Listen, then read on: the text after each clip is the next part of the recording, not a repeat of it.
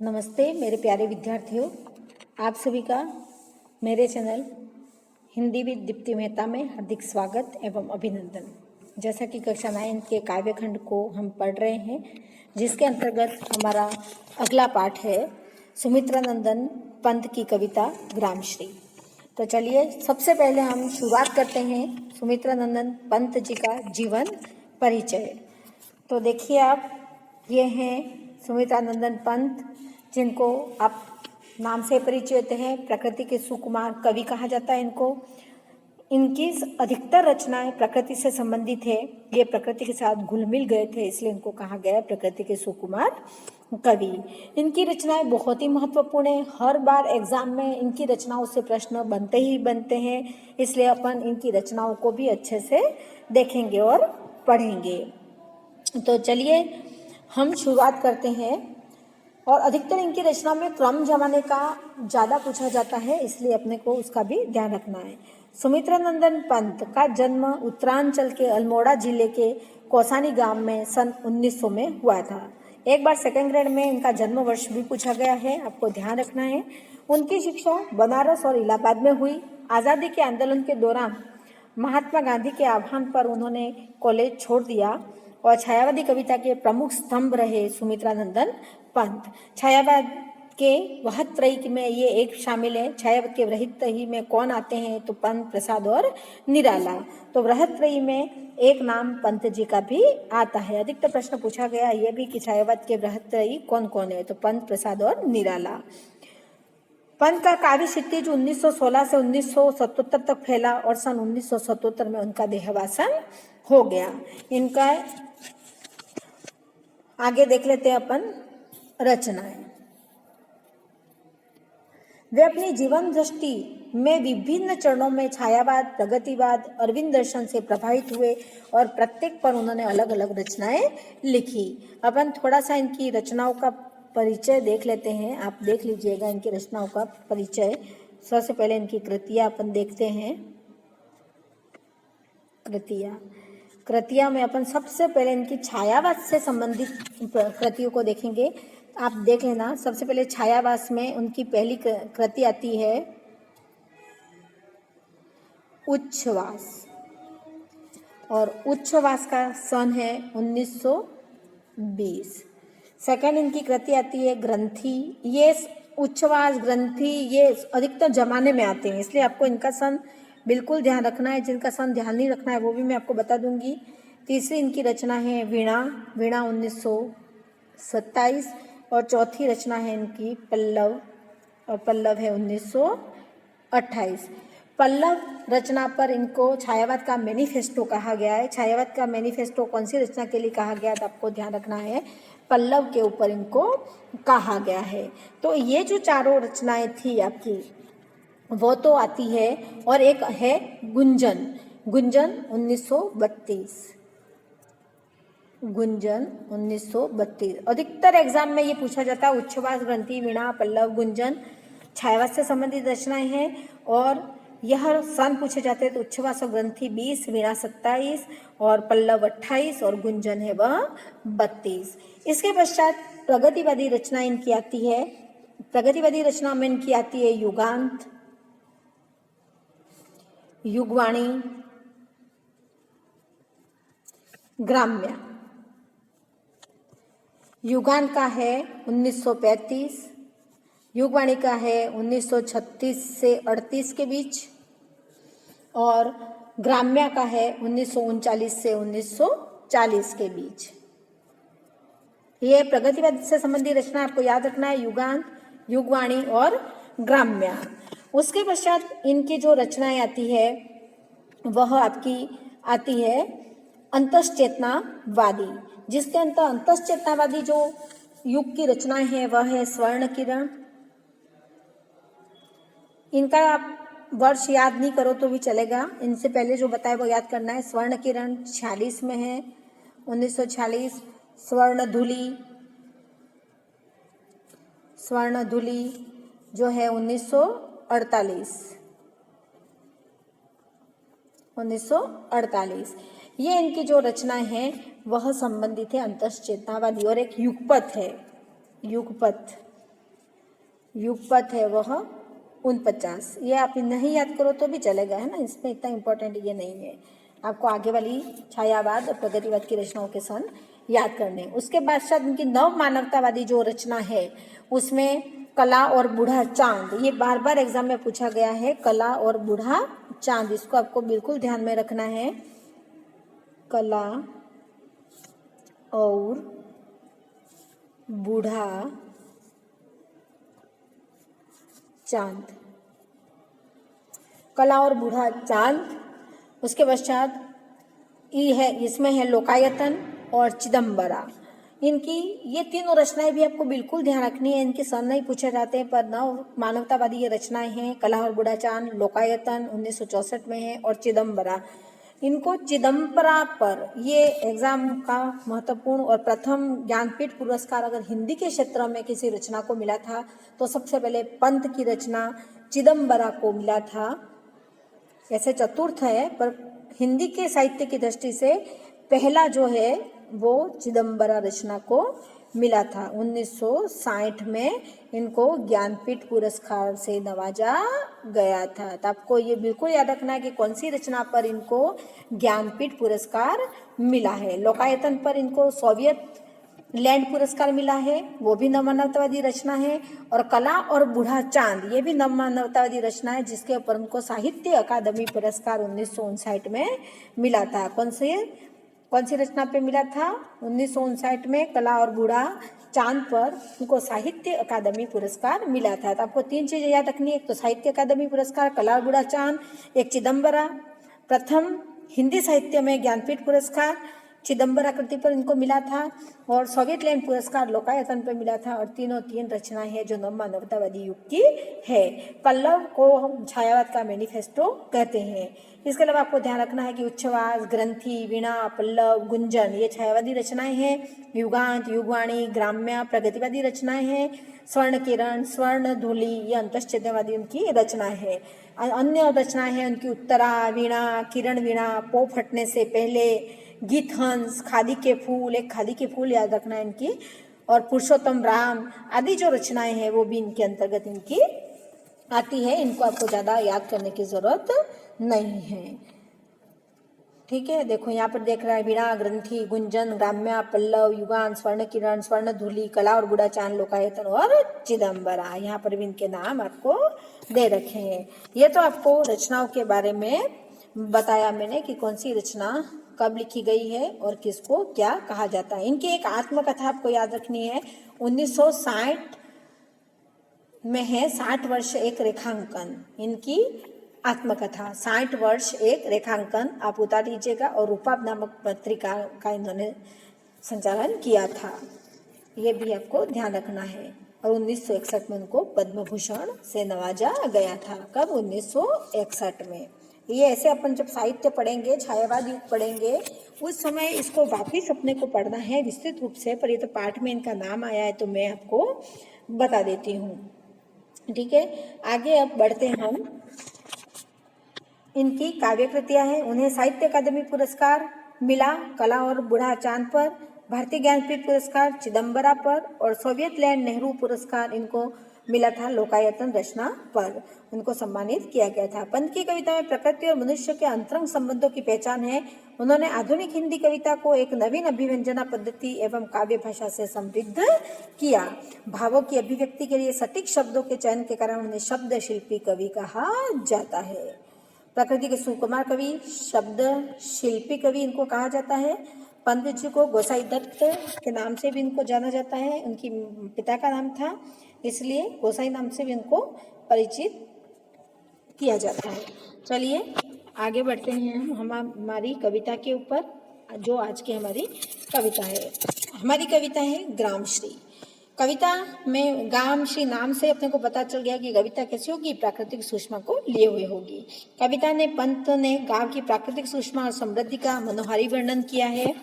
खेतों में दूर दूर तक फैली लहलहाती फसलें, फल फूलों से लदी पेड़ों की डालियां और गंगा की सुंदर रहती कवि को रोमांचित करती है। उसी रोमांच की अभिव्यक्ति है यह कविता, यानी इस कविता में गांव का वर्णन किया गया है। ग्राम श्री पंत से संबंधित हमेशा क्वेश्चन बनता है साहित्य में, तो अपन इसको जब हिंदी साहित्य का इतिहास पढ़ेंगे तब भी और ज़्यादा विस्तृत पढ़ेंगे। हालांकि सारी चीज़ें मैंने आपको यहाँ पर बता दी है और ज़्यादा कुछ विस्तृत है नहीं इसमें, फिर भी चलो अपन यहाँ पर आगे बढ़ते हैं कविता की तरफ। फैली खेतों में दूर तलक मखमल की कोमल हरियाली, लिपटी जिससे रवि की किरणें, रवि सूर्य, चांदी की सी उजली जाली, तिनकों के हरे हरे तन पर हील हरित रुधिर है रहा झलक, श्यामल भूतल पर झुका हुआ नभ का चीर निर्मल नील फलक। यहाँ पर कवि कह रहा है उजली, उजली मतलब आप जानते हैं चमकदार चीज को, चांदी की सी उजली मतलब चमकदार, रवि मतलब सूर्य, मखमल मतलब मखमल सा मुलायम, है ना। उसके बाद श्यामल या मतलब श्यामल भू मतलब हरी भरी धरती को श्यामल भू यहाँ पर कहा गया है। चीर, चिनब मतलब आकाश, पता ही है आपको।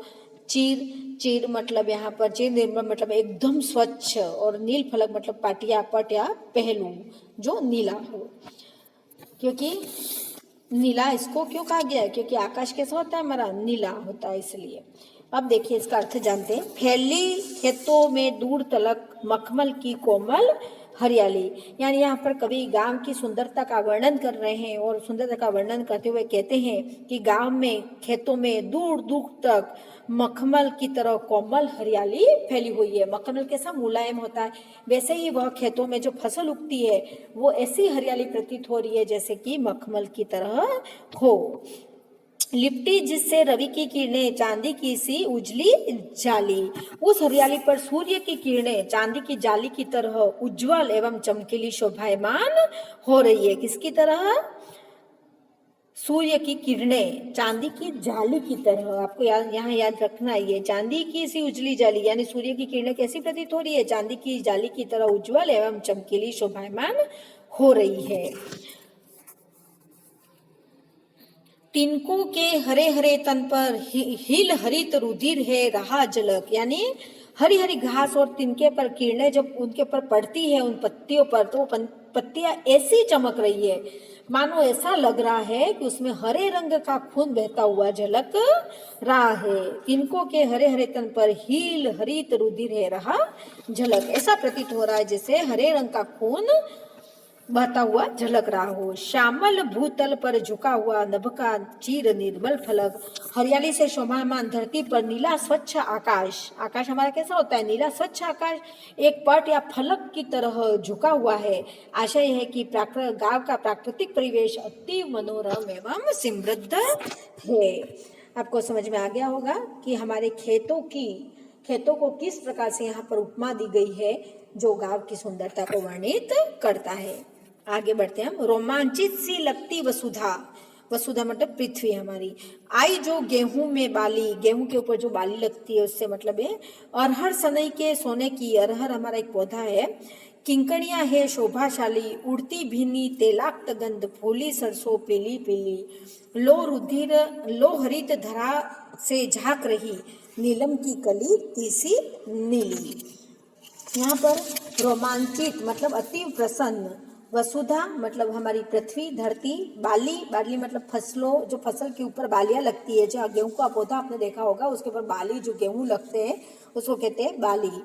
अरहर, अरहर का पौधा। सनई मतलब एक पौधा है। सोने की मतलब सोने का। किंकड़ियां मतलब करधनी से शोभा, करधनी जो पहनते हैं हम, शोभाशाली।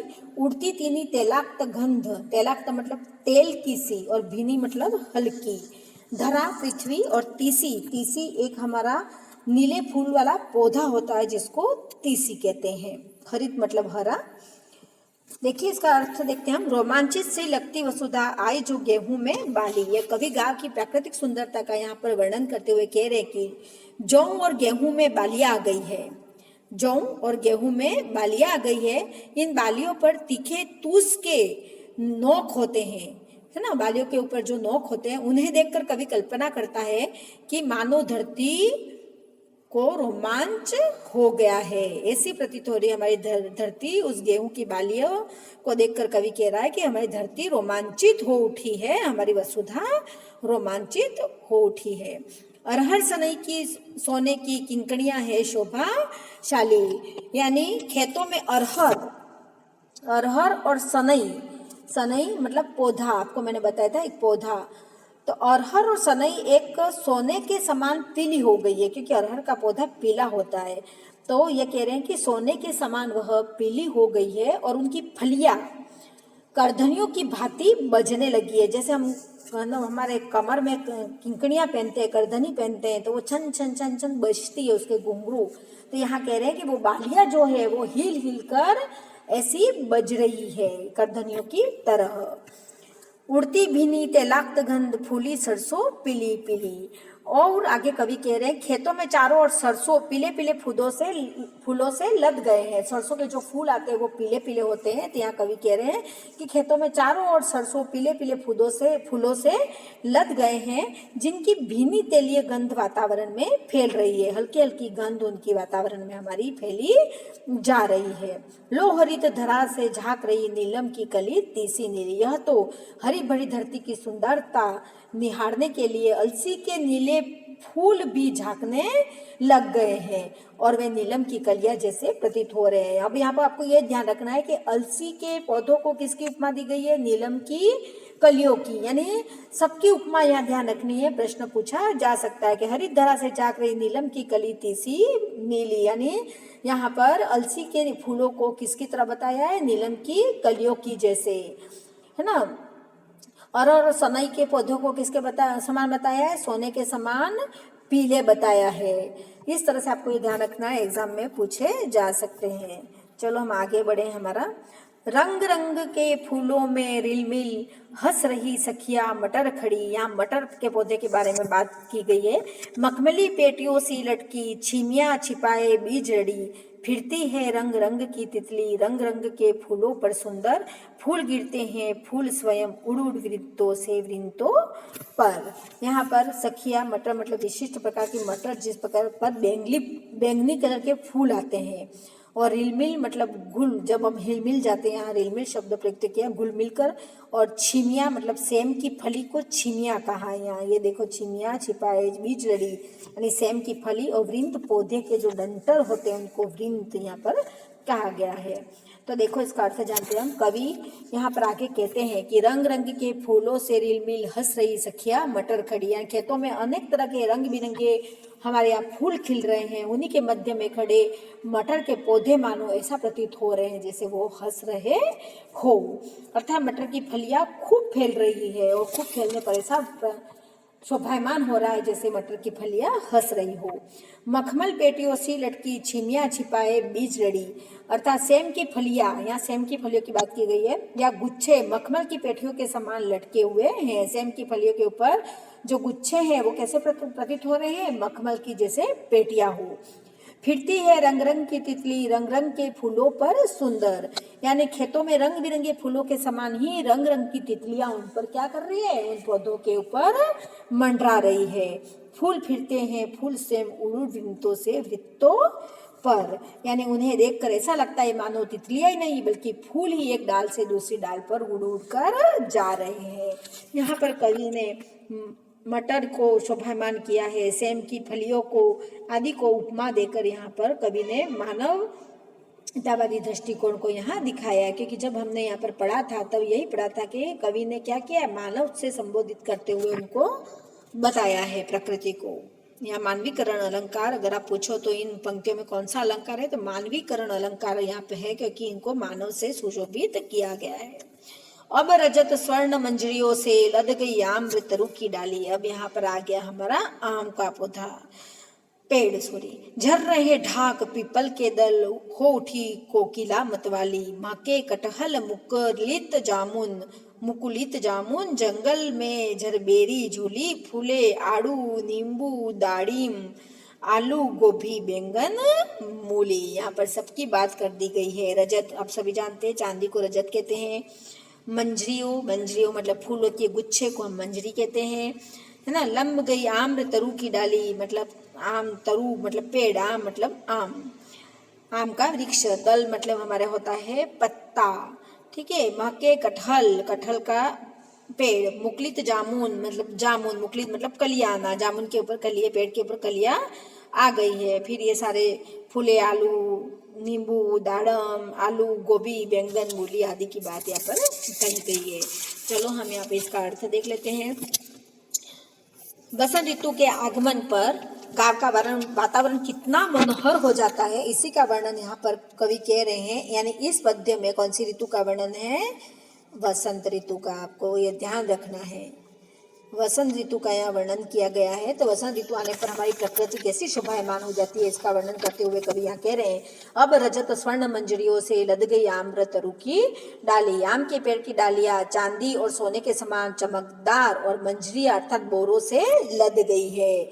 यानी हमारा बसंत ऋतु जब आ गई तो हमारे पेड़ की डालियां है, उसके ऊपर क्या लग गए हैं? मोर आ गया है, मंजरिया गुच्छे, मोर के गुच्छे आ गए हैं, जो ऐसा प्रतीत हो रहे हैं जैसे चांदी और सोने के समान चमकदार हो। झर रहे ढाक पीपल के दल, और यहाँ पर कह रहे हैं कि ढाक मतलब पलाश और पीपल का पत्ते झड़ना शुरू हो गए, क्योंकि पतझड़ के मौसम के बाद यह आता है तो उसके पत्ते झड़ना शुरू हो गए। होठी कोयल मतवाली, और कोयल बसंत के प्रभाव से मस्त होकर क्या कर रही है? कूक रही है। महके कटहल मुकलित जामुन, कटहल की महक चारों ओर फैलने लगी है और जामुन की डालियों पर क्या हो गई है?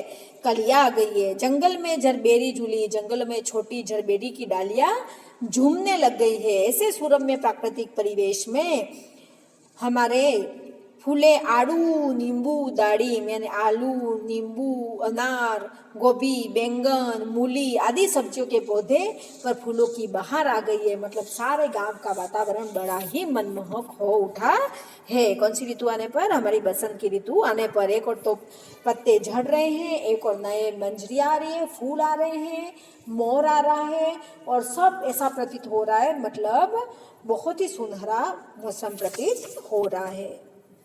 नेक्स्ट हमारा पद, और अंतिम तो नहीं है, इसके बाद भी है। पीले मीठे अमरूदों में अब लाल लाल चित्तियां पड़ी, पक गए सुनहरे मधुर बेल। अब यहाँ पर अमरूद और बेर की बात आ गई। अवली के तरु की डाल जड़ी, लह लह पालक मह मह धनिया, लौकी ओ सेम फली फैली, मखमली टमाटर हुए लाल, मिर्चों की बड़ी हरी थैली। चित्तिया शब्द यहाँ पर आया था कि अब लाल लाल चित्तियां पड़ी, मतलब रेखाकार निशान पड़ गए हैं। अवली मतलब छोटा आंवला जो होता है उसको कहते हैं। लह मतलब लहराता हुआ और झूमता हुआ, मह मतलब सुगंध से महकता हुआ।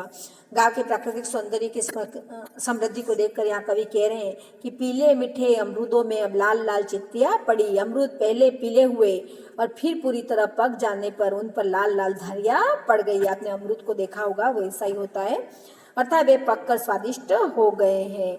पक गए सुनहरे मधुर बेर, और बेर भी पककर सुनहरे अर्थात पीले रंग के हो गए हैं। अवली से तरु की डाल जड़ी, और आंवले की डालियों पर छोटी छोटी अवली के गुच्छे सुंदर लग रहे हैं। लह लह पालक मह मह धनिया, और गांव में खेतों में अब हरा पालक बढ़ रहा है, लहरा रहा है, और धनिया भी खूब अपना सुगंध बिखेर रहा है। लौकी और सेम फली फैली, और लौकी और सेम की बेलें भी चारों ओर फैलकर खूब फलने लगी है। मखमली टमाटर हुए लाल, और हमारे टमाटर पककर मखमली कोमल और मुलायम हो गए हैं। और मिर्चों की बड़ी हरी थैली, और पौधे पर गुच्छों के रूप में लगी हरी मिर्चों को देखकर ऐसा लगता है जैसे थैलियों से भरी पड़ी हो। यहाँ पर अब हमारा नेक्स्ट है, बालू के पौधे सांपों से अंकित, गंगा की सतरंगी रेती, सुंदर लगती सरपत छाई, तट पर तरबूजों की खेती। अब यहाँ तरबूज ने वो सारे आ गए।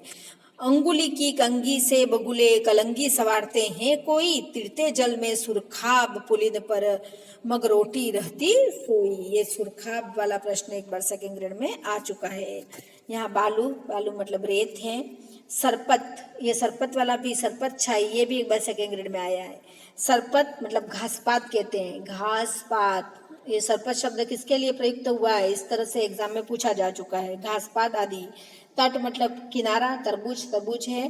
सुरखाब मतलब चकवा जो पक्षी होता है उसको सुरखाब कहते हैं, चकवा पक्षी को। ये दोनों क्वेश्चन सेकंड ग्रेड में पूछे जा चुके हैं, आपको ध्यान रखना है बिल्कुल। पुलिन मतलब तट, और फिरते मतलब तैरते। मगरोठी मतलब मुर्गाबी पक्षी, इसको भी आपको ध्यान रखना है, मुर्गाबी पक्षी।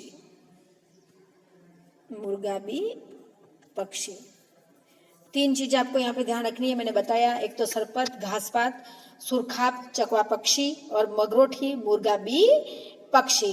ये 2 एग्जाम में पूछे जा चुके हैं, ये पूछा नहीं जा चुका, हो सकता है इस बार ये आ जाए या वही रिपीट हो जाए। बहुत सी बार एग्जाम में सरपत रिपीट हो जाए, सुरखाब रिपीट हो जाए। चलिए आगे हम देखते हैं। गांव की प्राकृतिक सौंदर्य का वर्णन कवि कर रहे थे, उसके बीच में हम आगे बढ़ते हैं। बालू के सांपों से अंकित गंगा की सतरंगी रेती। गंगा नदी के तट पर रंग बिरंगी रेती फैली हुई है और उस पर सूर्य की किरणें पड़ने से सातों रंग चमकने लगते हैं। सुंदर लगती सरपत छाई तट पर तरबूजों की खेती। आगे कवि कह रहे हैं कि हवा से रेत पर बनी आड़ी तिरछी लहरें सांपों की तरह चमकती है। यहाँ बालू के सांपों से अंकित, यानी वहां पर लंबे क्या रेत पर बनी आड़ी तिरछी रेखाएं ऐसे प्रतीत होती है जैसे कोई सांप वहां से गुजर कर गया हो। वहां आगे है सुंदर लगती सरपत छाई तट पर तरबूजों की खेती। वहां पर लंबे पत्तों वाली घास छाई हुई है, कैसे गंगा तट के किनारे, और गंगा तट पर तरबूजों की खेती की गई है। कौन से तट पर तरबूजों की खेती की गई है? गंगा तट की तरफ। और सांप जो रेत पर निशान पड़ रहे हैं वो किसके जैसे लग रहे हैं? सांप के जैसे अंकित हो रहे हैं, आपको ध्यान रखना है। अंगुली की कंघी से बगुले कलंगी सवारते हैं कोई। वहां पर कुछ बगुले अपनी अंगुली रूपी कंघी से अपना सिर खुजालते और कलंगी को सवारते हैं। तीरते जल में सुरखाब पुलिन पर मगरोठी रहती सोई। और आगे कवि कह रहे हैं कि पानी पर चकवा पक्षी तैरते रहते हैं। यहाँ पूछे कि पानी पर कौन तैरता रहता है? चकवा पक्षी। बगुले अपनी अंगुली रूपी कंघी से क्या कर रहे हैं? सिर को खुजला रहे हैं। और कहीं पर मुर्गा भी सोई हुई है। मुर्गा भी एक पक्षी का नाम है। मुर्गा भी सोई रहती है। गांव के गंगा तट पर वातावरण अति रमणीय महसूस हो रहा है, क्योंकि जो नदी होती है उसके आसपास रेत होती है, और जब रेत पर निशान पड़ जाते हैं तो कैसे अंकित हो रहे हैं? सांपों की तरह अंकित हो रहे हैं। तरबूज के पौधे लगे हुए हैं तो उसके चारों तरफ सरपत घास पात छाई हुई है, बड़ी सुंदर लग रही है। और बगुले हैं वो क्या कर रहे हैं? अपनी अंगुली से सिर को खुजला रहे हैं। और सुरखाब चकवा पक्षी है वो जल पे क्या कर रहे हैं? तैर रहे हैं। और मगरोठी जो पक्षी है वो हमेशा वहां पर सोई रहती है। इस तरह का वातावरण हमारी गंगा नदी पर छाया हुआ है आसपास। हसमुख हरियाली हिम आतप सुख से अलसाए से सोए। बिगी अंधियाली में निशी की तारक सपनों में से खोए। मरकत डिब्बे सा खुला ग्राम जिस पर नीलब नभ आच्छादन। निरुपम हिमांत में स्निग्ध शांत निज शोभा से हरता जनमन। यहाँ पर हिम आतप मतलब होता है सर्दी की धूप। अभी हमारा मौसम भी सर्दी का है, तो सर्दी की जो धूप होती है उसको कहते हैं हिम आतप। अलसाए से सोए मतलब आलस से भरे हुए हैं। निशी मतलब हमारी रात। अंधियारा मतलब अंधियारा होता है। तारक सपनों मतलब तारे। और मरकत मतलब पन्ना नामक रत्न, हरे रंग का रत्न। मरकत डिब्बे मतलब ये एग्जाम में सेकेंड ग्रेड में पूछा जा चुका है। मरकत डिब्बे मतलब पन्ना नामक रत्न या हरे रंग के रत्न को मरकत कहते हैं, ये पूछा जा चुका है। नीलम मतलब नीला रत्न। नभ मतलब आकाश। आच्छादन मतलब ढका हुआ। निरूपम जिसकी कोई उपमा नहीं की जा सके। हिमांत मतलब शीत ऋतु का अंत हो गया है। स्निग्ध मतलब सुंदर। और निज मतलब अपनी। कवि पंत है जो हमारे गांव का सुंदरता का वर्णन कर रहे हैं, और वर्णन करते हुए आगे कह रहे हैं हसमुख हरियाली हिम आतप सुख से अलसाए से सोए। गांव की हरियाली पर धूप पड़ते ही वह हंसती हुई लगती है। सर्दियों में मन भावन जब धूप खिली रहती है ऐसा लगता है कि हमारा सारा ही परिवेश सुख से अलसाया रहता है, क्योंकि वो जो सर्दियों की धूप हमारे पे पड़ती है तो हमको ऐसी आलस महसूस होती है। तो प्रकृति को भी ऐसा ही बताया कि सर्दी की धूप से वो ऐसी अलसाई हुई है। बिगी अंधियाली में निशी की तारक सपनों में से खोए। ऐसा लगता है कि वहाँ का सारा ही परिवेश सुख से अलसाए रहता है। ओस पड़ने से, बिगी अंधियाली में निशी की यानी ओस पड़ने से रात भीगी भीगी सी लगती है, और रात के अंधकार में तारे सपनों में खोए हुए से लगते हैं। मरकट डिब्बे सा खुला ग्राम जिस पर नीलब नभ आच्छादन यानी पूरा गांव मरकत हरे रंग के रत्न के बने हुए डिब्बे के समान हरा दिखाई दे रहा है। पूरा गांव किसके समान दिख रहा है? मरकत के डिब्बे के समान। प्रश्न बनेगा, ठीक है। गांव की हरियाली पर धूप पड़ने से कैसा प्रतीत हो रहा है? हंसती हुई सी लग रही है। धूप कैसी लग रही है? मनभावन लग रही है, जिससे मन सारा प्रकृति का वातावरण कैसा हो गया है? अलसाया सा हो गया है। बिल्कुल ध्यान रखना है, प्रश्न इसी पंक्तियों से निकल कर आपके आएंगे। जिस पर नीलभ नभ आच्छादन निरुपम हिमांत में स्निग्ध शांत निज शोभा में हरता जनमन, यानी उसके ऊपर नीले रत्न के समान नीले आकाश का आवरण है और नीला आकाश छाया हुआ है।